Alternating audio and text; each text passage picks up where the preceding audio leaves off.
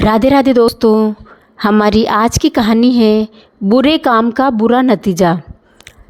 किसी गांव में दो भाई रहते थे। बड़ा भाई अमीर था, उसके पास किसी भी बात की कमी नहीं थी, और छोटा भाई गरीब था, मेहनत मजदूरी करके पेट पालता था।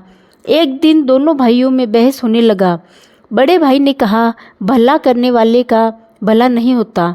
आज की दुनिया में भले आदमी को भीख भी नहीं मिलती, इसलिए दूसरे का चाहे बुरा ही क्यों न हो, अपने भले की बात ही पहले सोचनी चाहिए। यह सुनकर छोटा भाई बोला, नहीं भैया,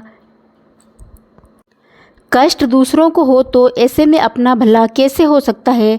बड़े भाई ने बोला, चल हम गांव में लोगों से पूछ लेते हैं। तेरी बात सही निकली तो तेरे पास जितना धन है मेरे पास जितना धन है सारा तेरा, और अगर मेरी बात सही निकली तो तेरे पास जो है वह सब मेरा। छोटा भाई मान गया और दोनों गांव में चले गए। गांव में पहुंचकर एक से पूछा, दो से पूछा, तीन से पूछा तो सभी लोग यही कहने लगे कि आजकल भलाई का ज़माना नहीं रह गया। भलाई करने वाला तो भूखे मरता है, भले इंसान का कहीं गुजारा नहीं होता, और जो बुरी राह पर चलता है वह खूब फलता फूलता है, धन धान्य से सुखी रहता है। अब छोटे भाई के पास जो छोटा सा खेत का टुकड़ा था वह भी शर्त में हार गया। अब दाने दाने को मोहताज हो गया। बीवी बच्चे भूखे मरने लगे, खाने को कोई उधार भी नहीं देता था। वह अपने बड़े भाई के पास गया चावल उधार लेने के लिए। सोचा बड़ा भाई है, वह दे देगा। उसने बड़े भाई से कहा, भैया 10 किलो चावल दे दो, घर में अन्न का दाना तक नहीं है, बच्चे भूखे मर रहे हैं। भाई ने तुरंत कहा, पैसे दे दो और जितना चाहे ले जाओ। छोटे ने कहा, पैसे तो नहीं है। इस पर बड़े भाई ने कहा, तो फिर तेरी एक आँख दे दो। छोटे भाई ने सोचा मजाक कर रहा है, चावल के बदले आँख तो नहीं लेगा, परंतु बड़े भाई ने चावल के बदले एक आँख निकलवा ली और 10 किलो चावल दे दिए। यह देखकर उसके बीवी बच्चे रोने लगे कि तुमने यह क्या कर लिया। थोड़े दिन तो आराम से निकल गए, लेकिन फिर अनाज खत्म हो गया। छोटा भाई हार कर फिर बड़े भाई के पास गया। उससे भूख से बिलखते हुए बच्चे नहीं देखे जा रहे थे। बड़े भाई ने फिर से कहा, दूसरी आँख दे दो और चावल ले जाओ। छोटे भाई ने दूसरी आँख भी निकलवा दी और चावल ले आया। घर पर बीवी बच्चे देखकर रोने लगे, तुमने यह क्या कर दिया, अब क्या होगा। छोटे भाई ने कहा, अब मैं अंधा हो गया हूँ, लोग मुझे भीख दे देंगे, मुझे सड़क के किनारे बैठा आना। दूसरे दिन से रोज़ उसकी पत्नी उसे रास्ते पर बैठा आती थी, जिससे उसका रोज़ का काम चलने लगा। एक दिन उसे बैठे बैठे बहुत देर हो गई।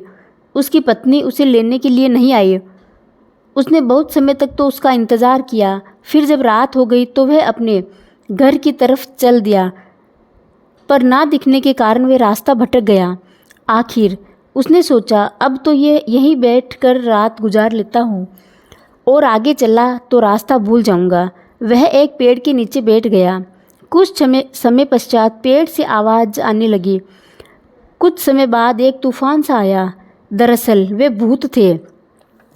चारों भूतों में से एक उनका सरदार था। भूत बहुत खुरापाती थे, सब एक महीने भर लोगों को सताते थे, और सरदार महीने में एक दिन इसी पेड़ पर सबका हिसाब किताब करता था। आज वही हिसाब किताब करने वाला दिन था। सरदार ने पूछा, हाँ भाई, तुम लोगों ने क्या क्या किया, एक एक करके बताओ। पहला भूत बोला, एक गांव में दो भाई थे, भले बुरे का तर्क हुआ और दोनों ने बाजी रखी। छोटा भाई हार गया, मैंने उसे अंधा बनवा दिया।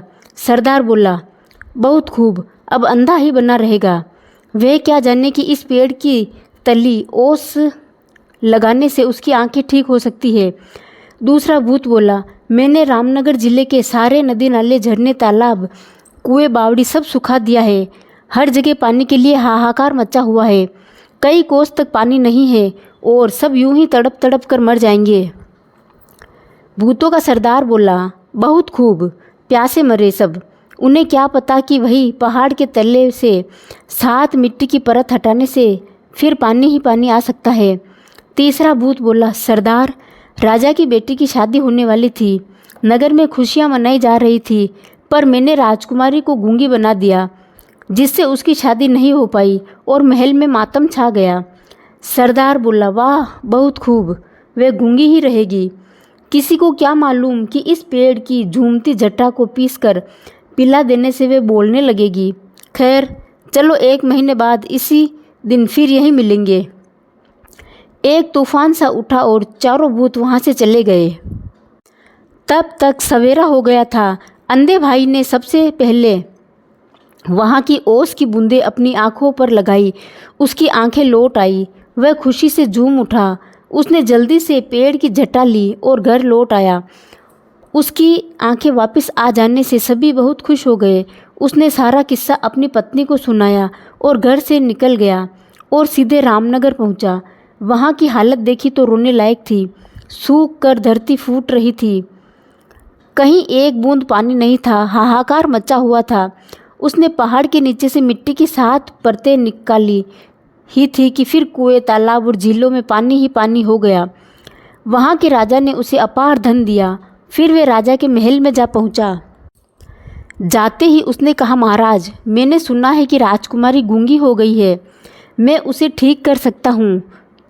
तब उसने झट से पेड़ की जटा को पीसकर राजकुमारी को पिला दिया और राजकुमारी बोलने लगी। यह देख राजा बहुत खुश हुआ और राजा ने हीरे जवाहरात से उसकी झोली भर दी, गाड़ी घोड़ा दिया और रहने के लिए एक महल देकर परिवार के साथ यहाँ आकर रहने को कहा। छोटा भाई धन से लदा घर लौटा। उसके परिवार में खुशी की लहर दौड़ गई। बड़े भाई ने देखा कि उसकी आंखें भी आ गई और इतनी दौलत भी। वह ईर्ष्या से छोटे भाई से माफ़ी मांगी और गिड़गिड़ाने लगा। छोटे भाई को दया आ गई। उसने सारा राज बड़े भाई को बता दिया। बड़ा भाई भी उसी जंगल में गया और उसी पेड़ तले बैठ गया। फिर वही तूफान आया और भूतों की आवाज़ आने लगी। लेखा जोखा हिसाब किताब होने लगा। भूत कहने लगे, जो किया कराया था सब पर पानी फिर गया। जरूर किसी ने अपना भेद सुन लिया। भूत जब पेड़ से उतरे तो उस बड़े भाई को बैठा पाया। फिर क्या था, झट से उसका गला घोंट दिया और वह वहीं पर मर गया। दोस्तों, भला करने वाले के साथ बुरा नहीं होता है और बुरा करने वाले के साथ बुरा ही होता है।